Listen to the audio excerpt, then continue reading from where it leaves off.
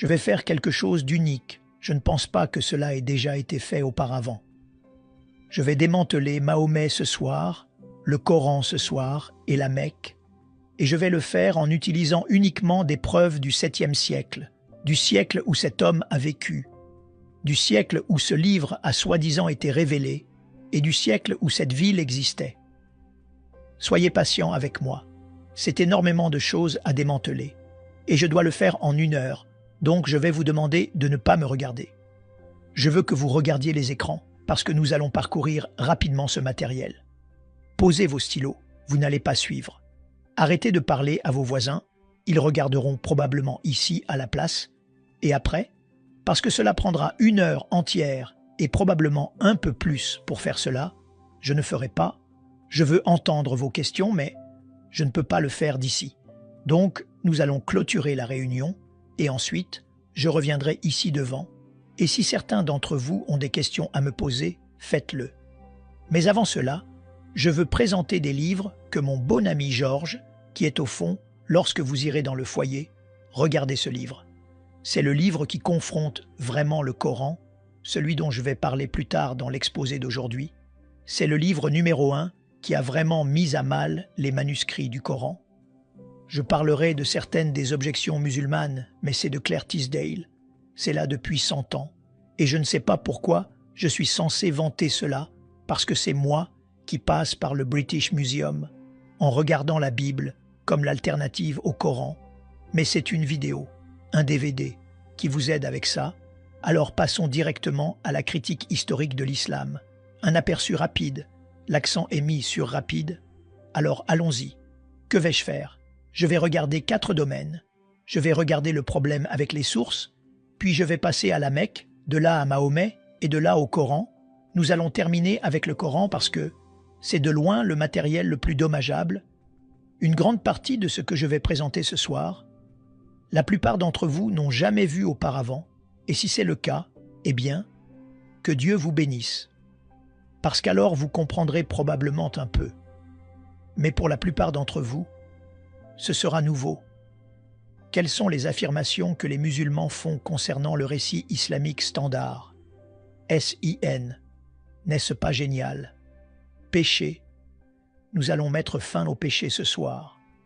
Le récit islamique standard ce sont leurs traditions. C'est ce que chaque musulman doit savoir. Chaque musulman. Qu'il soit radical, nominal ou libéral. Comment il marche, parle, mange, boit, dort dépend de ses traditions. Du récit islamique standard, maintenant ils croient tous. Chaque musulman croirait que Mahomet était le dernier et le plus grand prophète né à la Mecque en 550-70, mort à Médine en 632, a modelé l'islam pour le monde entier comme un paradigme et a reçu le Coran comme sa révélation finale. Par conséquent, le Coran et sa révélation envoyée entre 610 et 632, c'est la plus grande, la seule révélation parfaitement préservée selon l'islam, la révélation finale, et elle corrige tout ce qui s'est passé avant. Donc, l'islam, naturellement, dirait qu'il est leur religion finale, basée sur la vie de Mahomet, et ses paroles, c'est la sunna, et sur les enseignements du Coran. Conclusion. Eh bien, évidemment, ils dépendent de 3 choses. Le livre, l'homme, le lieu, et c'est ce que nous allons confronter ce soir. Le livre, l'homme, le lieu, le livre, le Coran, l'homme, Mahomet et le lieu, la Mecque, puisque tous les 3 sont fondamentaux pour l'islam, sans l'un d'eux, les 2 autres tombent, nous devrions enquêter sur les 3, et c'est ce que nous allons faire ce soir, mais au 7e siècle et dans la partie centrale de l'Arabie, le Hedjaz, où se trouvent la Mecque et Médine. Pour faire cela, nous devons commencer par les sources. Où allons-nous aller? D'où viennent toutes ces histoires? Tout ce que nous savons sur Mahomet, tout ce que nous savons sur la Mecque, tout ce que nous savons sur le livre lui-même doit venir d'une source. Alors allons voir cette source, parce que cela soulignera pourquoi il y a un problème avec tout le reste ce soir. Maintenant, pour être cela, je veux que vous regardiez cette carte. Voici une carte du Moyen-Orient de l'Arabie selon le récit islamique standard. L'empire de Mahomet englobait cette zone brune. Alors regardez la zone brune. C'est ce qui existait en islam jusqu'en 632 quand il est mort. Puis ce qu'ils nous disent, c'est que la période des Rachidoun est entrée en existence. Ce sont les 4 premiers califes suivants. Ils englobaient cette zone orange. Donc il y a l'expansion qui s'étend, et puis vous avez la dynastie Omeyyade, qui est le premier grand califat, selon eux. C'est la zone violette. Je ne me soucie pas trop de la zone violette ce soir. Je veux regarder la zone brune et la zone orange. D'accord.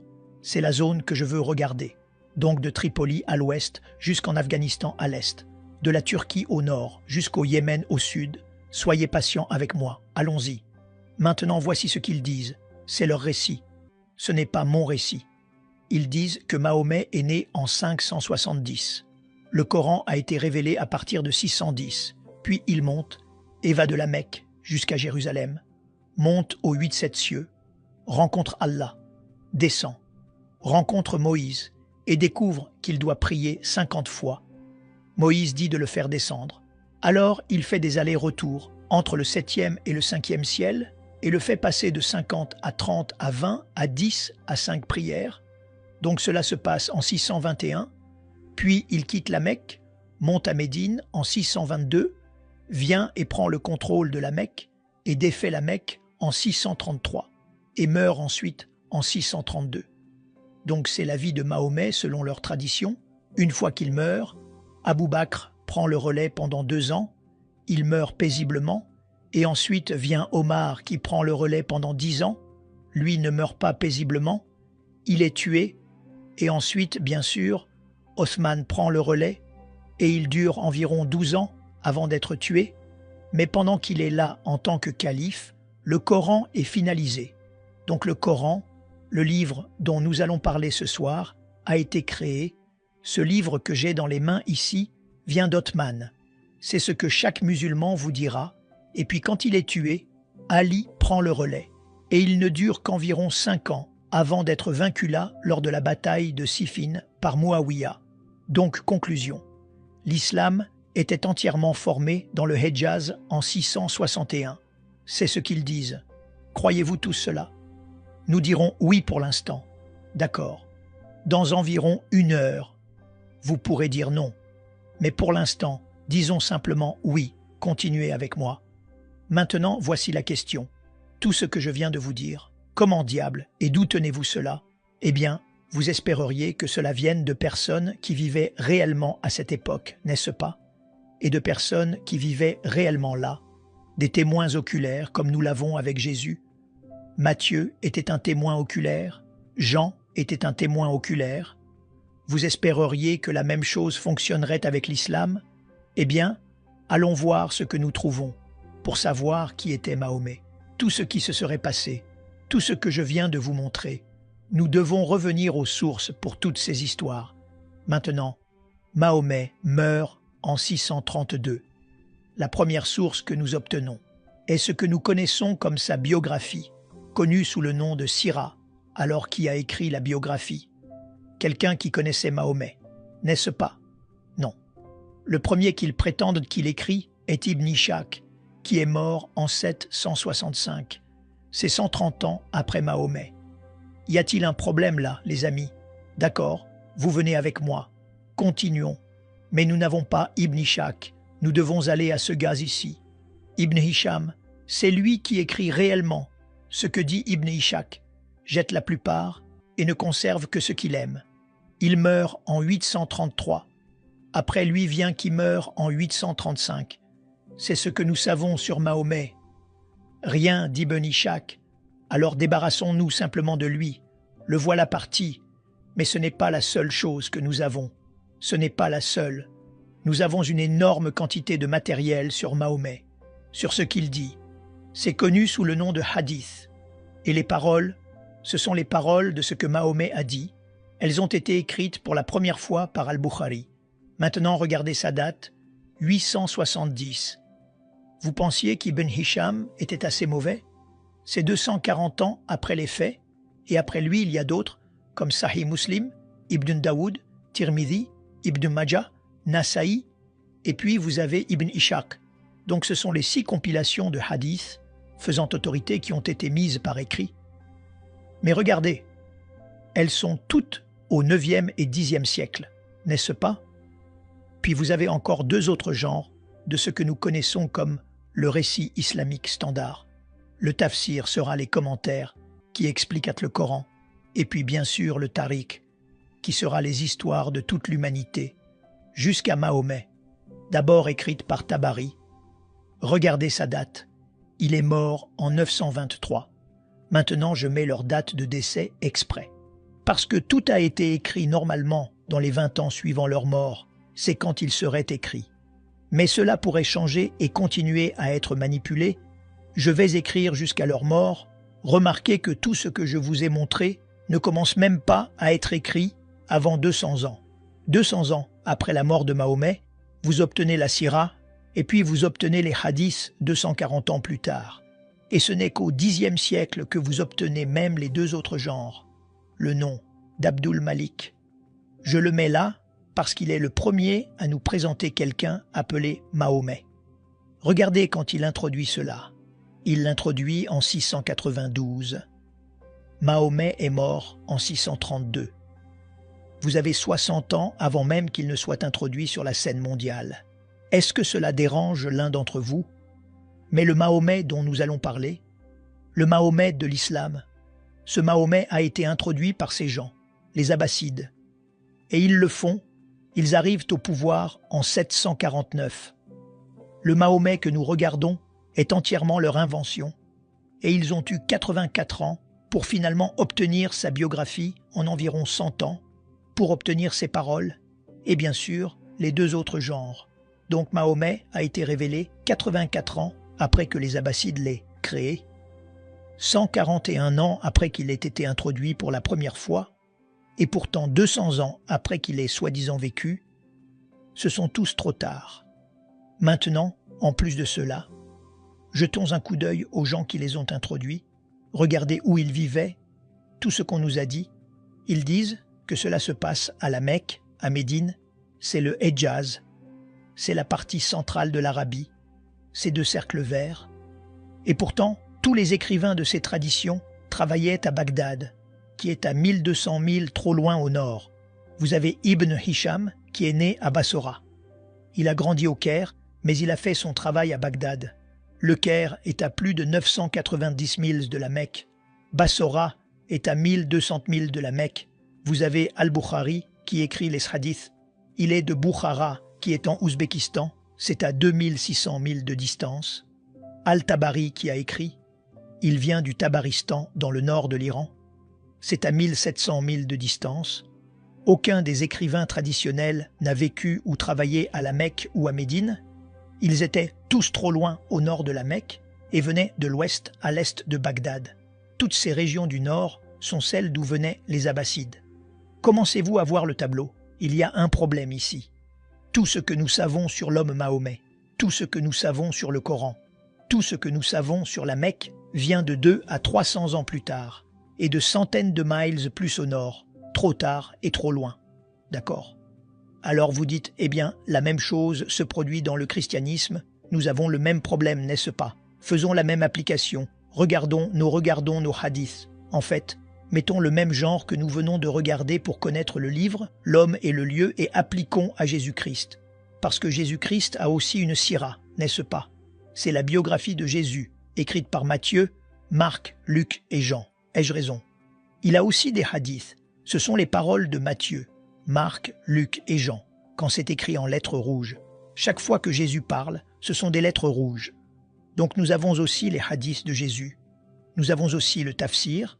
Ce seront les commentaires écrits par Paul. Encore une fois, les commentaires de ce que Jésus disait et faisait. Paul les a ensuite appliqués à Éphèse et à Corinthe et à Philippe. Donc, ce seraient les commentaires. Et puis, nous avons aussi le Tariq, qui seraient les histoires. C'est le livre des actes écrit par Luc. Donc, vous avez exactement les mêmes 4 genres dans le christianisme qu'ils ont dans l'islam. Maintenant, appliquons les dates pour chacun d'eux. Et je vais prendre les dates les plus libérales que je peux trouver. Je vais marcher sur tous vos orteils. S'il vous plaît, ne vous fâchez pas contre moi. Je le fais pour une raison. Alors, regardons d'abord le tarikh de Jésus, l'histoire de l'Église primitive, écrite par Luc entre 52 et 72-68 après JC. C'est dans les 20 à 30 ans. Vous avez déjà le tarikh de Jésus écrit. Quand vous regardez le tafsir des lettres de Paul, il a été tué en 65 après JC. Il écrivait dans les 50 ans suivant la mort du Christ. Donc, dans les 50 à 34 ans, vous avez déjà les commentaires de Paul, c'est le tafsir écrit. Quant à la sira et au hadith, le premier écrivain à les écrire. Serait Marc en 70-80, c'est dans les 37 ans. Vous avez Matthieu et Luc qui arrivent juste après 80 ans. Et puis, nous terminons avec Jean, qui est le dernier à écrire la sira et les hadiths de Jésus. C'est dans les 57 ans, ce qui signifie que dans les 29 à 57 ans, tous les hadiths du Christ ont été rassemblés. Tous les écrivains du Nouveau Testament ont vécu au même endroit que Jésus, et soit ils le connaissaient personnellement comme Jean et Matthieu, soit ils ont obtenu le matériel d'autres qui ont vu ce qu'il a fait et entendu ce qu'il a dit, comme Marc et Luc. Vous faites une comparaison entre ces deux. Quand nous comparons ces deux différents genres de littérature, le christianisme sait tout sur son livre, l'homme et le lieu dans les 15 à 60 ans, l'islam doit attendre 2 à 300 ans. Lequel, pensez-vous, est le plus autoritaire? Regardez la comparaison. Les amis, Dieu merci, nous n'avons pas ce problème en comparaison. Si nous devions dépendre des sources pour Jésus par rapport à ce dont les musulmans dépendent pour Mahomet, Jésus ne commencerait pas à apparaître avant le IIIe siècle. Comment le défendrions-nous? Pourtant personne ne pose la même question à l'islam jusqu'à ce que nous le fassions maintenant ce soir. Donc je vais faire un pas de plus.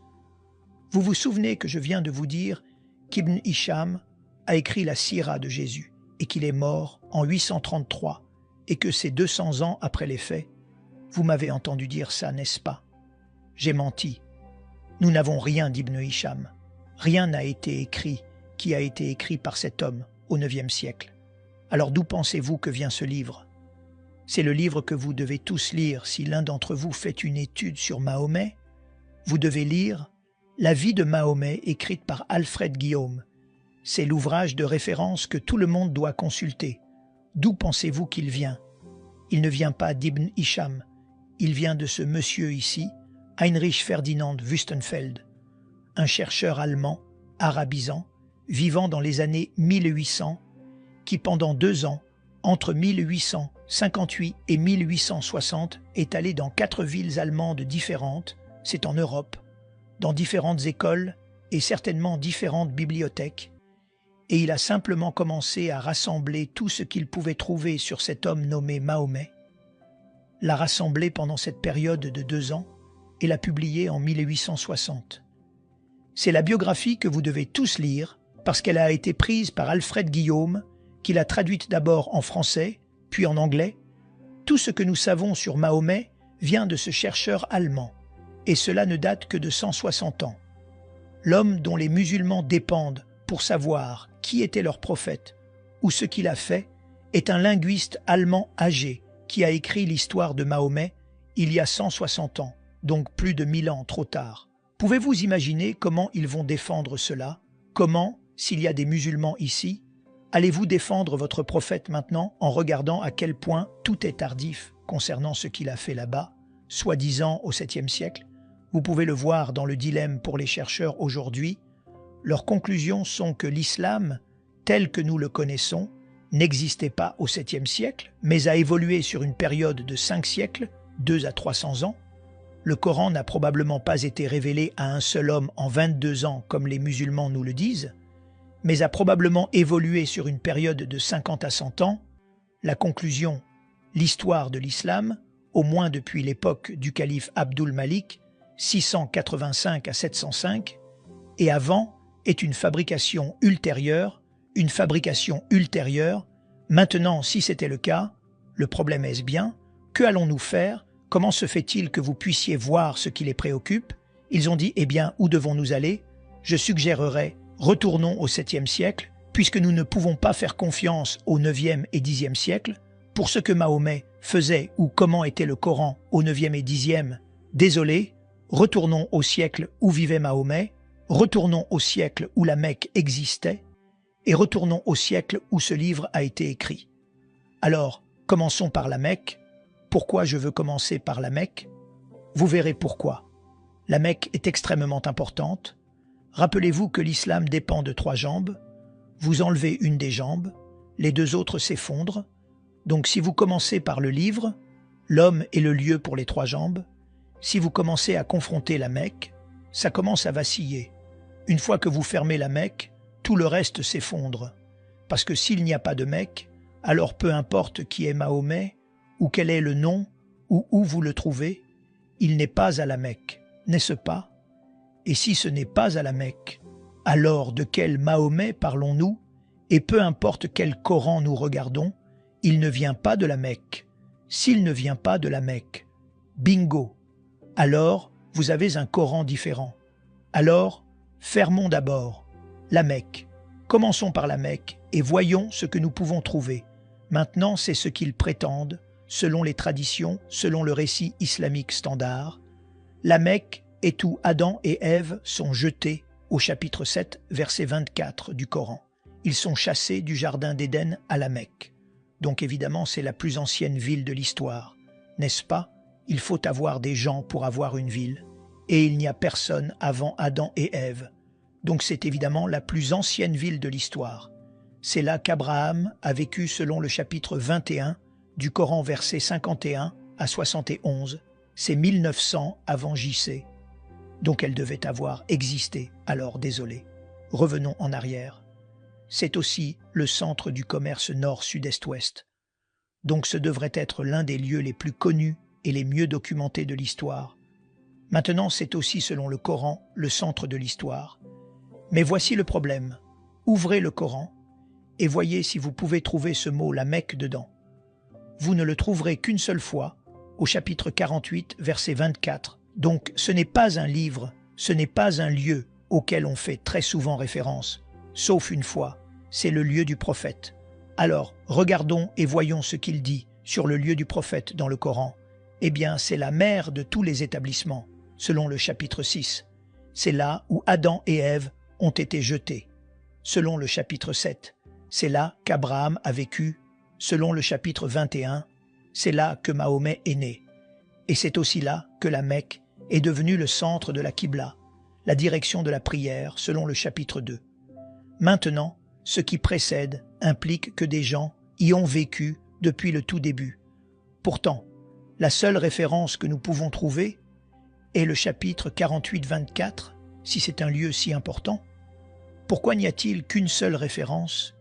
Si vous regardez les traditions qui sont écrites beaucoup plus tard, elles sont écrites au 9e et 10e siècle. La Mecque existe maintenant, ce n'est pas un problème, mais regardez où elle la place. Remarquez ce que disent les traditions. Ce lieu du prophète, qui est la Mecque, est dans une vallée, et a une vallée parallèle. Il a des ruisseaux, il a des ruines d'un pilier de sel juste à l'extérieur. Il a des champs et des arbres, et de l'herbe et des fruits, et de l'argile, et du limon, et des oliviers. Les amis, ça a l'air d'être assez verdoyant, n'est-ce pas? Beaucoup de végétation, beaucoup d'eau. Regardez la Mecque. Il n'y a pas de ruisseau. Il n'y a rien de tout cela à la Mecque. Et il n'y en a jamais eu historiquement. Il n'y a jamais eu d'eau. Donc évidemment, ce à quoi les traditions font référence, ce n'est pas la Mecque que nous connaissons aujourd'hui. Quand vous regardez et déballez le Coran, vous le regardez. Vous remarquerez qu'une grande partie de celui-ci fait référence à des lieux géographiques. 65 références géographiques. Mais seulement 9 lieux sont nommés et encore, il fait référence à ces gens de 23 fois ces gens de c'est l'us biblique, 24 fois les gens de Tamoud, ce seraient les Nabatéens, c'est 7 fois les gens de Madian, ce sont les Madianites, mais jetez un coup d'œil sur la carte et voyez où ils sont tous placés. Ils sont là-haut en Jordanie, la Mecque est tout en bas de la carte, la voyez-vous là-bas? Il y a 600 000.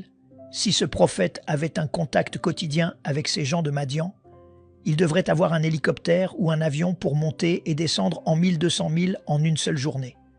Il n'avait pas d'hélicoptères à l'époque. Pouvez-vous voir un problème, les amis? Évidemment. Qui que soit ce prophète qui a cette relation avec tous ces gens, soit il devait vivre là-haut, soit ce n'est rien de plus que de la fiction. Quand nous regardons les prophètes, un prophète après l'autre, Adam et Ève, Seth, Ismaël, Noé, Saleh, la reine de Saba, Daniel, ils ont tous été enterrés à la Mecque. Plus de 300 prophètes sont enterrés à la Mecque. Maintenant, quand ils sont enterrés dans une position agenouillée, afin qu'ils continuent à être préservés dans cette position agenouillée. Si c'était le cas, qu'ils soient encore là aujourd'hui, n'est-ce pas? Alors regardez toute l'énorme quantité de construction qui se passe autour de la Mecque. C'est la construction que vous voyez là. Cette tour est le 4e plus haut bâtiment du monde. Quand vous la regardez, vous remarquerez tous les bâtiments autour. Vous devez avoir d'énormes fondations pour construire quelque chose d'aussi haut.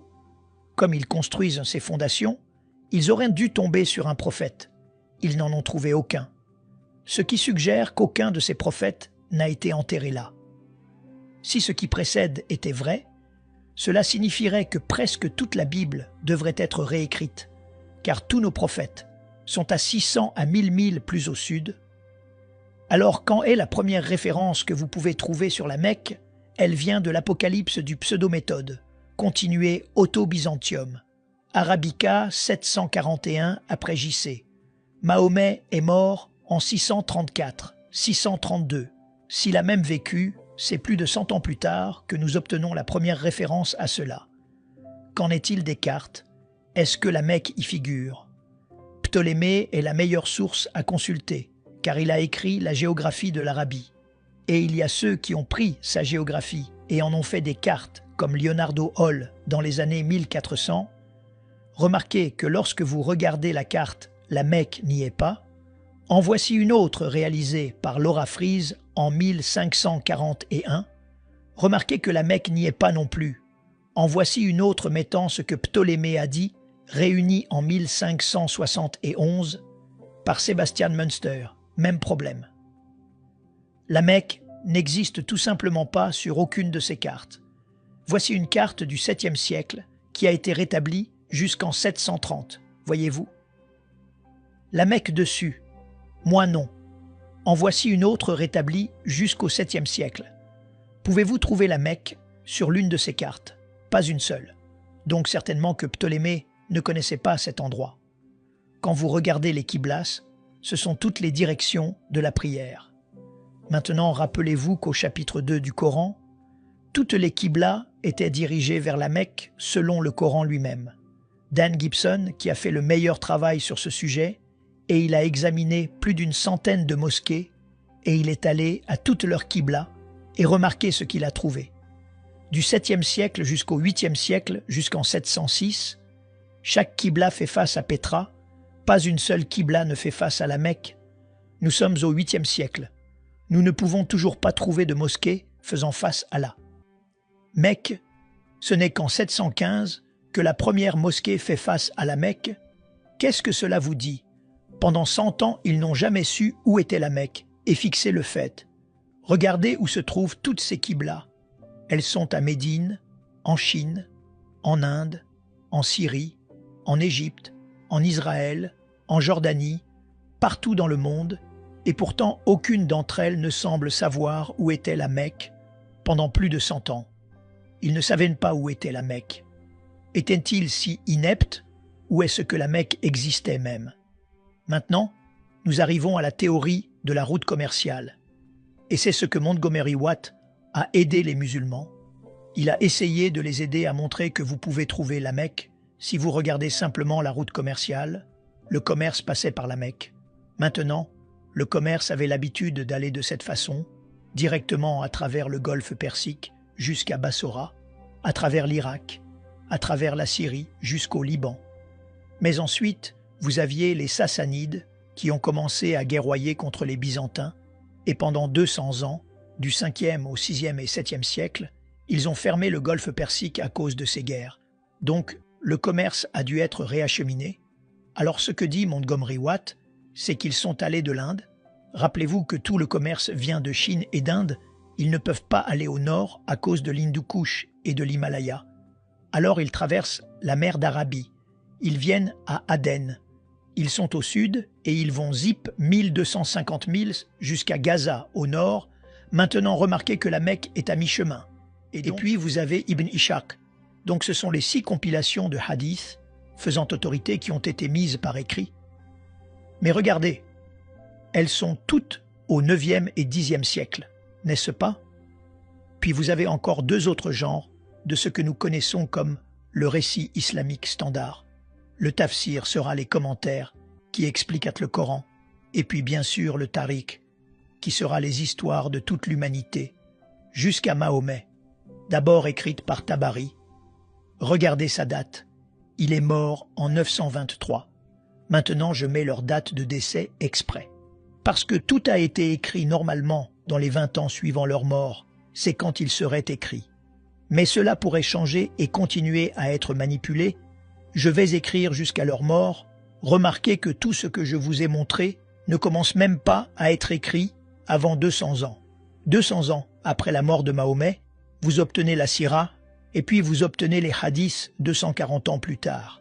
Et ce n'est qu'au 10e siècle que vous obtenez même les 2 autres genres. Le nom d'Abdul Malik. Je le mets là parce qu'il est le premier à nous présenter quelqu'un appelé Mahomet. Regardez quand il introduit cela. Il l'introduit en 692. Mahomet est mort en 632. Vous avez 60 ans avant même qu'il ne soit introduit sur la scène mondiale. Est-ce que cela dérange l'un d'entre vous? Mais le Mahomet dont nous allons parler, le Mahomet de l'islam, ce Mahomet a été introduit par ces gens, les Abbassides. Et ils le font, ils arrivent au pouvoir en 749. Le Mahomet que nous regardons est entièrement leur invention, et ils ont eu 84 ans pour finalement obtenir sa biographie en environ 100 ans, pour obtenir ses paroles, et bien sûr les 2 autres genres. Donc Mahomet a été révélé 84 ans après que les Abbassides l'aient créé, 141 ans après qu'il ait été introduit pour la première fois, et pourtant 200 ans après qu'il ait soi-disant vécu. Ce sont tous trop tard. Maintenant, en plus de cela, jetons un coup d'œil aux gens qui les ont introduits, regardez où ils vivaient, tout ce qu'on nous a dit. Ils disent que cela se passe à la Mecque, à Médine, c'est le Hedjaz, c'est la partie centrale de l'Arabie, ces 2 cercles verts. Et pourtant, tous les écrivains de ces traditions travaillaient à Bagdad, qui est à 1200 milles trop loin au nord. Vous avez Ibn Hisham, qui est né à Bassora. Il a grandi au Caire, mais il a fait son travail à Bagdad. Le Caire est à plus de 990 milles de la Mecque. Bassora est à 1200 milles de la Mecque. Vous avez Al-Bukhari, qui écrit les hadiths. Il est de Bukhara, qui est en Ouzbékistan. C'est à 2600 milles de distance. Al-Tabari, qui a écrit. Il vient du Tabaristan, dans le nord de l'Iran. C'est à 1700 milles de distance. Aucun des écrivains traditionnels n'a vécu ou travaillé à la Mecque ou à Médine. Ils étaient tous trop loin au nord de la Mecque et venaient de l'ouest à l'est de Bagdad. Toutes ces régions du nord sont celles d'où venaient les Abbassides. Commencez-vous à voir le tableau? Il y a un problème ici. Tout ce que nous savons sur l'homme Mahomet, tout ce que nous savons sur le Coran, tout ce que nous savons sur la Mecque vient de 2 à 300 ans plus tard, et de centaines de miles plus au nord, trop tard et trop loin. D'accord? Alors vous dites, eh bien, la même chose se produit dans le christianisme, nous avons le même problème, n'est-ce pas? Faisons la même application, regardons nos hadiths. En fait, mettons le même genre que nous venons de regarder pour connaître le livre, l'homme et le lieu, et appliquons à Jésus-Christ. Parce que Jésus-Christ a aussi une sira, n'est-ce pas? C'est la biographie de Jésus, écrite par Matthieu, Marc, Luc et Jean. Ai-je raison? Il a aussi des hadiths. Ce sont les paroles de Matthieu, Marc, Luc et Jean, quand c'est écrit en lettres rouges. Chaque fois que Jésus parle, ce sont des lettres rouges. Donc nous avons aussi les hadiths de Jésus. Nous avons aussi le tafsir. Ce seront les commentaires écrits par Paul. Encore une fois, les commentaires de ce que Jésus disait et faisait. Paul les a ensuite appliqués à Éphèse et à Corinthe et à Philippe. Donc, ce seraient les commentaires. Et puis, nous avons aussi le Tariq, qui seraient les histoires. C'est le livre des actes écrit par Luc. Donc, vous avez exactement les mêmes 4 genres dans le christianisme qu'ils ont dans l'islam. Maintenant, appliquons les dates pour chacun d'eux. Et je vais prendre les dates les plus libérales que je peux trouver.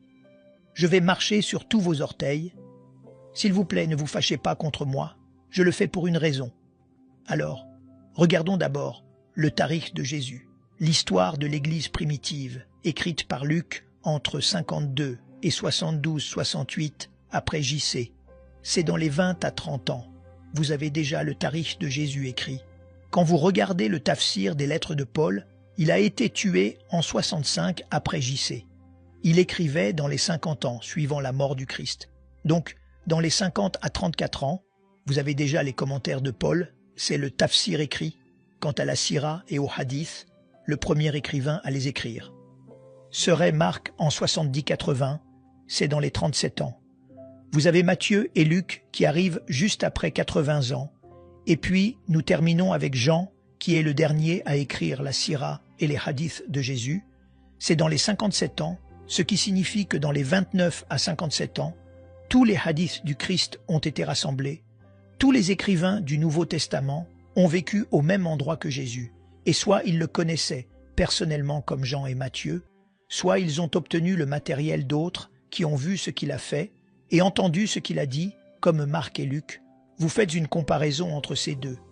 Quand nous comparons ces deux différents genres de littérature, le christianisme sait tout sur son livre, l'homme et le lieu dans les 15 à 60 ans, l'islam doit attendre 2 à 300 ans. Lequel, pensez-vous, est le plus autoritaire? Regardez la comparaison. Les amis, Dieu merci, nous n'avons pas ce problème en comparaison. Si nous devions dépendre des sources pour Jésus par rapport à ce dont les musulmans dépendent pour Mahomet, Jésus ne commencerait pas à apparaître avant le IIIe siècle. Comment le défendrions-nous? Pourtant personne ne pose la même question à l'islam jusqu'à ce que nous le fassions maintenant ce soir. Donc je vais faire un pas de plus. Vous vous souvenez que je viens de vous dire qu'Ibn Hisham a écrit la sira de Jésus et qu'il est mort en 833 et que c'est 200 ans après les faits. Vous m'avez entendu dire ça, n'est-ce pas? J'ai menti. Nous n'avons rien d'Ibn Hisham. Rien n'a été écrit qui a été écrit par cet homme au IXe siècle. Alors d'où pensez-vous que vient ce livre?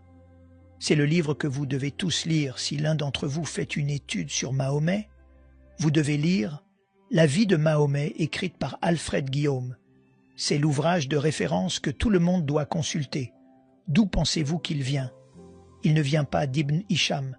Il vient de ce monsieur ici, Heinrich Ferdinand Wüstenfeld, un chercheur allemand, arabisant, vivant dans les années 1800, qui pendant 2 ans, entre 1858 et 1860, est allé dans 4 villes allemandes différentes, c'est en Europe, dans différentes écoles et certainement différentes bibliothèques, et il a simplement commencé à rassembler tout ce qu'il pouvait trouver sur cet homme nommé Mahomet, l'a rassemblé pendant cette période de 2 ans et l'a publié en 1860.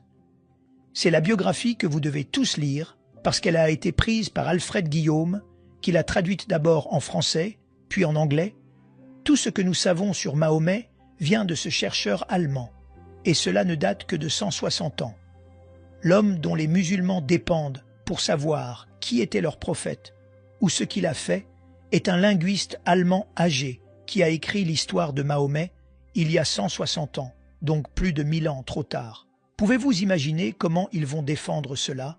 Comment, s'il y a des musulmans ici, allez-vous défendre votre prophète maintenant en regardant à quel point tout est tardif concernant ce qu'il a fait là-bas, soi-disant au 7e siècle?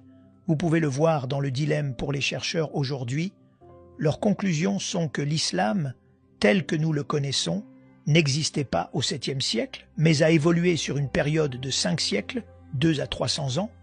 Le Coran n'a probablement pas été révélé à un seul homme en 22 ans comme les musulmans nous le disent, mais a probablement évolué sur une période de 50 à 100 ans. La conclusion, l'histoire de l'islam, au moins depuis l'époque du calife Abdul Malik, 685 à 705, et avant, est une fabrication ultérieure. Maintenant, si c'était le cas, le problème est-ce bien? Que allons-nous faire? Comment se fait-il que vous puissiez voir ce qui les préoccupe? Ils ont dit, eh bien, où devons-nous aller? Je suggérerais, retournons au 7e siècle puisque nous ne pouvons pas faire confiance au 9e et 10e siècle, pour ce que Mahomet faisait ou comment était le Coran au 9e et 10e, désolé, retournons au siècle où vivait Mahomet, retournons au siècle. Désolé, retournons au siècle où vivait Mahomet, retournons au siècle où la Mecque existait, et retournons au siècle où ce livre a été écrit. Alors, commençons par la Mecque. Pourquoi je veux commencer par la Mecque? Vous verrez pourquoi. La Mecque est extrêmement importante. Rappelez-vous que l'islam dépend de 3 jambes. Vous enlevez une des jambes, les 2 autres s'effondrent. Donc si vous commencez par le livre, l'homme est le lieu pour les 3 jambes. Si vous commencez à confronter la Mecque, ça commence à vaciller. Une fois que vous fermez la Mecque, tout le reste s'effondre. Parce que s'il n'y a pas de Mecque, alors peu importe qui est Mahomet, ou quel est le nom, ou où vous le trouvez, il n'est pas à la Mecque, n'est-ce pas? Et si ce n'est pas à la Mecque, alors de quel Mahomet parlons-nous? Et peu importe quel Coran nous regardons, il ne vient pas de la Mecque. S'il ne vient pas de la Mecque, bingo! Alors, vous avez un Coran différent. Alors, fermons d'abord la Mecque. Commençons par la Mecque et voyons ce que nous pouvons trouver. Maintenant, c'est ce qu'ils prétendent, selon les traditions, selon le récit islamique standard. La Mecque est où Adam et Ève sont jetés au chapitre 7, verset 24 du Coran. Ils sont chassés du jardin d'Éden à la Mecque. Donc évidemment, c'est la plus ancienne ville de l'histoire. N'est-ce pas? Il faut avoir des gens pour avoir une ville. Et il n'y a personne avant Adam et Ève. Donc c'est évidemment la plus ancienne ville de l'histoire. C'est là qu'Abraham a vécu selon le chapitre 21 du Coran, versets 51 à 71. C'est 1900 avant JC. Donc elle devait avoir existé, alors désolé. Revenons en arrière. C'est aussi le centre du commerce nord-sud-est-ouest. Donc ce devrait être l'un des lieux les plus connus et les mieux documentés de l'histoire. Maintenant, c'est aussi, selon le Coran, le centre de l'histoire. Mais voici le problème. Ouvrez le Coran et voyez si vous pouvez trouver ce mot, la Mecque, dedans. Vous ne le trouverez qu'une seule fois, au chapitre 48, verset 24. Donc ce n'est pas un livre, ce n'est pas un lieu auquel on fait très souvent référence, sauf une fois, c'est le lieu du prophète. Alors, regardons et voyons ce qu'il dit sur le lieu du prophète dans le Coran. Eh bien, c'est la mère de tous les établissements, selon le chapitre 6. C'est là où Adam et Ève ont été jetés. Selon le chapitre 7, c'est là qu'Abraham a vécu. Selon le chapitre 21, c'est là que Mahomet est né. Et c'est aussi là que la Mecque est devenue le centre de la Qibla, la direction de la prière, selon le chapitre 2. Maintenant, ce qui précède implique que des gens y ont vécu depuis le tout début. Pourtant, la seule référence que nous pouvons trouver est le chapitre 48-24, si c'est un lieu si important. Pourquoi n'y a-t-il qu'une seule référence? Si vous regardez les traditions qui sont écrites beaucoup plus tard, elles sont écrites au 9e et 10e siècle. La Mecque existe maintenant, ce n'est pas un problème, mais regardez où elle la place. Remarquez ce que disent les traditions. Ce lieu du prophète, qui est la Mecque, est dans une vallée, et a une vallée parallèle. Il a des ruisseaux, il a des ruines d'un pilier de sel juste à l'extérieur. Il a des champs et des arbres, et de l'herbe et des fruits, et de l'argile, et du limon, et des oliviers. Les amis, ça a l'air d'être assez verdoyant, n'est-ce pas? Beaucoup de végétation, beaucoup d'eau. Regardez la Mecque, il n'y a pas de ruisseau. Il n'y a rien de tout cela à la Mecque, et il n'y en a jamais eu historiquement. Il n'y a jamais eu d'eau. Donc évidemment, ce à quoi les traditions font référence, ce n'est pas la Mecque que nous connaissons aujourd'hui. Quand vous regardez et déballez le Coran, vous le regardez. Vous remarquerez qu'une grande partie de celui-ci fait référence à des lieux géographiques. 65 références géographiques. Mais seulement 9 lieux sont nommés et encore, il fait référence à ces gens de 23 fois ces gens de, c'est l'us biblique, 24 fois les gens de Tamoud, ce seraient les Nabatéens, c'est 7 fois les gens de Madian, ce sont les Madianites, mais jetez un coup d'œil sur la carte et voyez où ils sont tous placés. Ils sont là-haut en Jordanie, la Mecque est tout en bas de la carte, la voyez-vous là-bas? il y a 600 000, si ce prophète avait un contact quotidien avec ces gens de Madian, il devrait avoir un hélicoptère ou un avion pour monter et descendre en 1200 000 en une seule journée. Il n'avait pas d'hélicoptères à l'époque. Pouvez-vous voir un...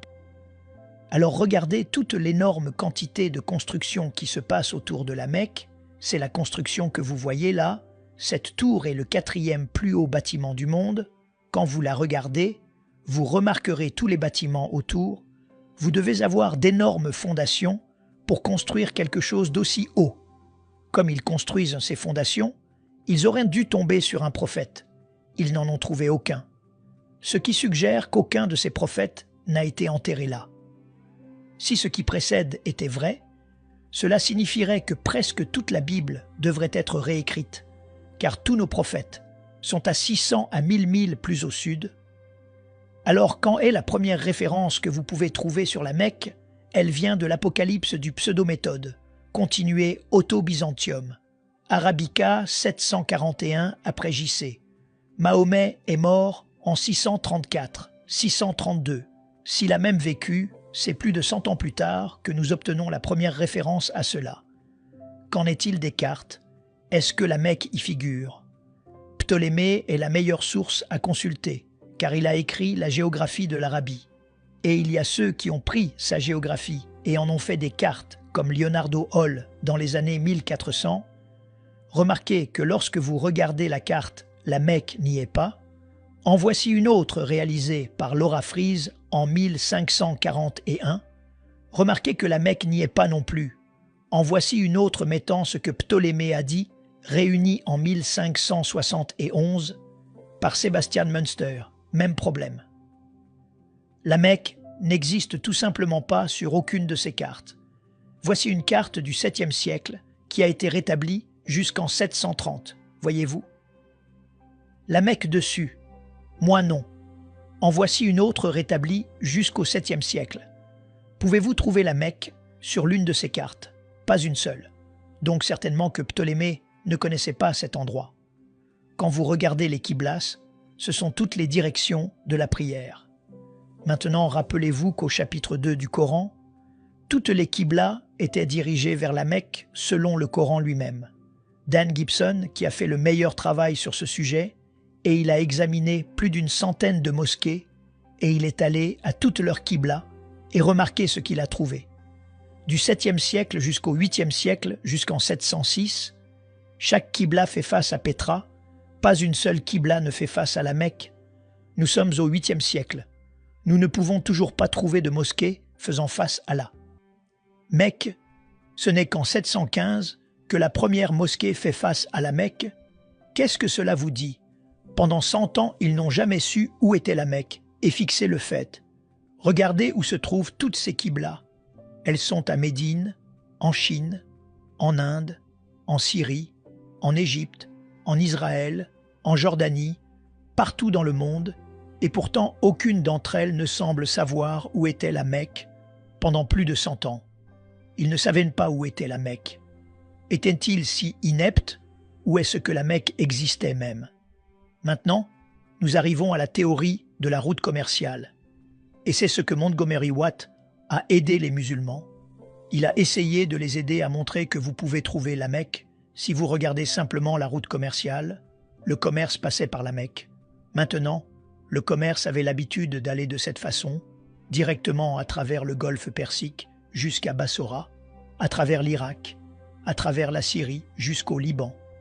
Mais ensuite, vous aviez les Sassanides qui ont commencé à guerroyer contre les Byzantins et pendant 200 ans, du 5e au 6e et 7e siècle, ils ont fermé le golfe Persique à cause de ces guerres. Donc, le commerce a dû être réacheminé. Alors ce que dit Montgomery Watt, c'est qu'ils sont allés de l'Inde. Rappelez-vous que tout le commerce vient de Chine et d'Inde. Ils ne peuvent pas aller au nord à cause de l'Hindu-Kush et de l'Himalaya. Alors ils traversent la mer d'Arabie. Ils viennent à Aden. Ils sont au sud et ils vont zip 1250 milles jusqu'à Gaza au nord. Maintenant remarquez que la Mecque est à mi-chemin. D'entre vous le croient. Personne ne va lever la main. Vous savez pourquoi? Parce que je vais le démanteler. Mais je ne vais pas le démanteler. Le docteur Patricia Crone l'a démantelé. Cette femme danoise a lu et écrit 15 langues archaïques. Combien d'entre vous pourraient lire et écrire 15 langues archaïques? Probablement la plus grande érudite de son époque. Elle vient de mourir il y a quelques années. Elle était mon autorité. Elle était celle qui m'a aidé quand j'ai commencé mon doctorat là-bas au Royaume-Uni. Et elle a regardé cette carte et elle a vu deux problèmes. Voyez, si vous voyez les mêmes deux problèmes, c'est le premier. Elle a dit « Attendez une minute. Si vous prenez toutes les marchandises à Aden et que vous remontez le long de ce que nous appelons le plateau occidental où se trouvent les oasis, vous devriez monter jusqu'à Taïf et ensuite, de Taïf, vous devez descendre à la Mecque à 3000 pieds et ensuite, de la Mecque, vous devez remonter jusqu'à Yatrib et ensuite, de Yatrib jusqu'à Gaza au nord. Voyez-vous un détour là? Puis-je souligner exactement pourquoi elle dit cela? Regardons cette carte topographique et plaçons simplement ces villes qui sont sur le commerce. Il y a Aden, il y a Sana, il y a Taïf, il y a Yatrib, Tabouk, Petra, et ensuite jusqu'à Gaza. Vous remarquez qu'elles sont toutes sur le plateau occidental. Le voyez-vous? Pouvez-vous voir sur cette carte topographique où se trouve la Mecque, bingo, juste là, à 3000 pieds en contrebas de Taïf. Laissez-moi vous donner une autre carte. En voici une autre. Une carte topographique avec des lignes. Il y a Aden, il y a Sana, il y a Najran, il y a Taïf. Maintenant, vous pouvez voir Yatrib, il y a Tabouk, Petra et Gaza. Où est donc la Mecque? Bingo! Maintenant, pouvez-vous voir qu'elle est bien en dehors du plateau occidental? Elle n'avait pas d'eau. Pourquoi iriez-vous de Taïf descendre 3000 pieds jusqu'à une ville ou un endroit qui n'avait pas d'eau ni de nourriture pour vos chameaux, puis remonter 3000 pieds pour arriver à Yatrib? C'était donc le premier problème. Mais voici le deuxième problème, a-t-elle dit. Pourquoi diable iraient-ils même chercher leur matériel à Aden et parcourir 1250 milles par voie terrestre, alors qu'ils ont une voie navigable à gauche? Pourquoi ne restez-vous pas simplement sur le bateau, même aujourd'hui? Regardez comment toutes nos marchandises sont envoyées dans le monde entier. Elles sont envoyées par bateau, n'est-ce pas? C'est le moyen le moins cher d'envoyer quoi que ce soit. Et vous avez la mer Rouge à gauche. Alors pourquoi n'ont-ils pas emprunté la mer Rouge?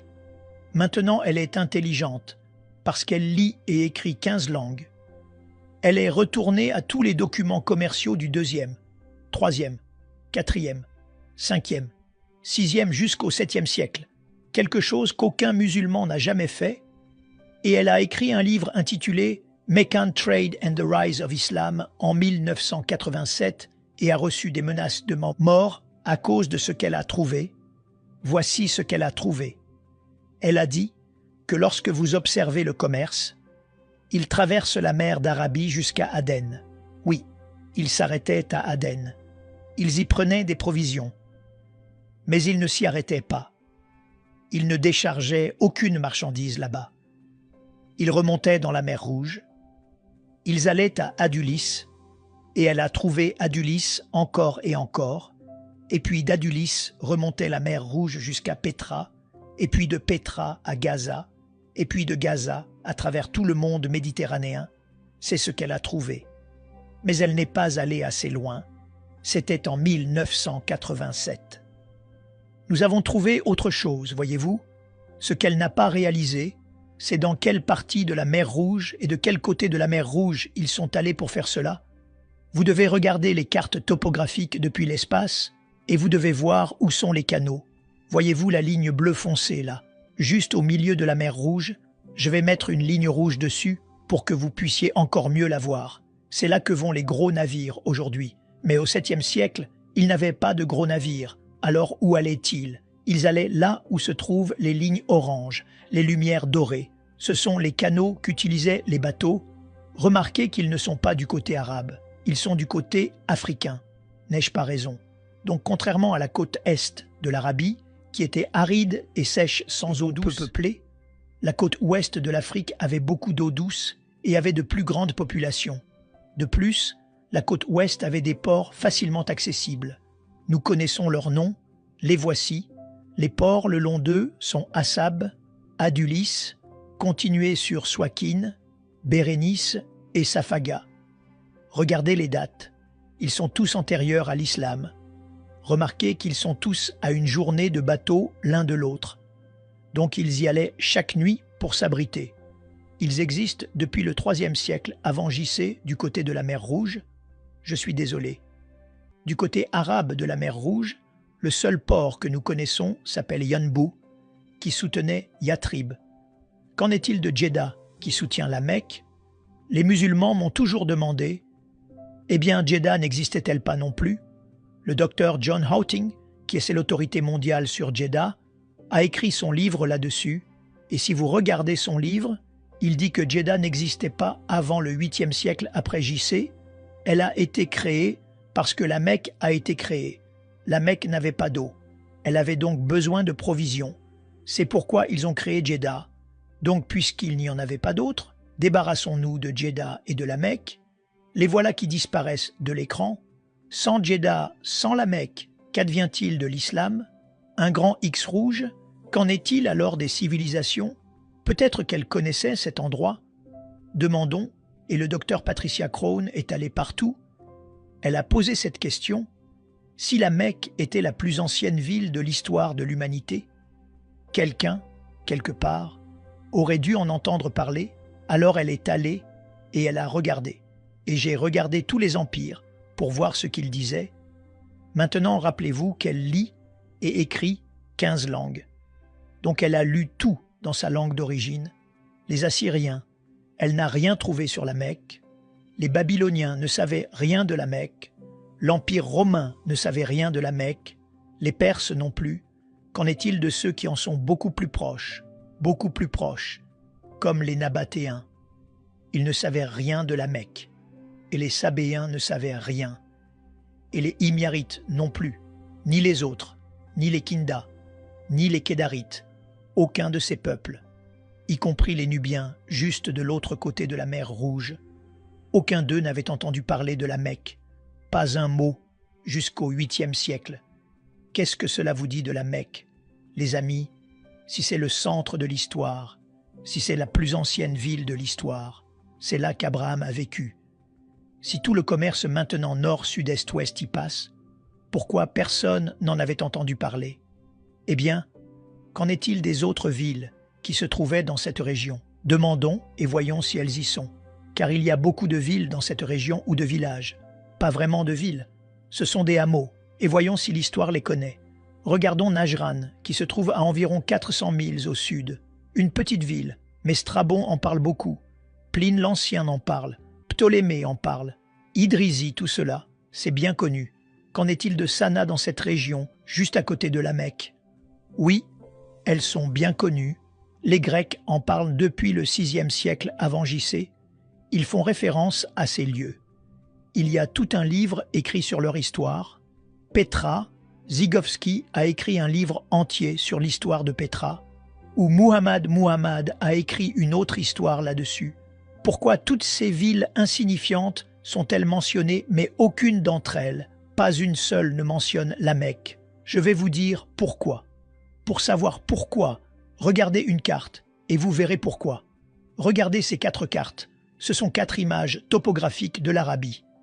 Que remarquez-vous sur la Mecque et Médine? Eh bien, la partie centrale où se trouvent Médine et la Mecque est un désert, n'est-ce pas? Là où elles sont mortes, il n'y a pas d'eau. Là où il n'y a pas d'eau, il n'y a pas de nourriture. Là où il n'y a pas de nourriture, il n'y a pas de gens. Là où il n'y a pas de gens, il n'y a pas de ville. Là où il n'y a pas de ville, il n'y a pas de civilisation. Là où il n'y a pas de civilisation, il n'y a pas d'histoire. C'est aussi simple que cela. Combien de temps m'a-t-il fallu pour dire cela? 10 secondes, et vous pouvez faire de même. Il faut avoir de l'eau, les amis. S'il n'y a pas d'eau, il n'y a pas d'histoire. C'est pourquoi elle était appelée Patria Deserta par les Romains. Cela a toujours été un désert. C'est pourquoi aucun des prophètes n'aurait pu y venir. Personne n'en a jamais entendu parler. Tout comme Mars sans eau, cela ne vaut même pas la peine d'y aller. Mais nous devons y aller. Allons au Hajj, parce que le Hajj est là où vous devez découvrir Si le Hajj a été là depuis le tout début, alors il devrait aussi être archaïque.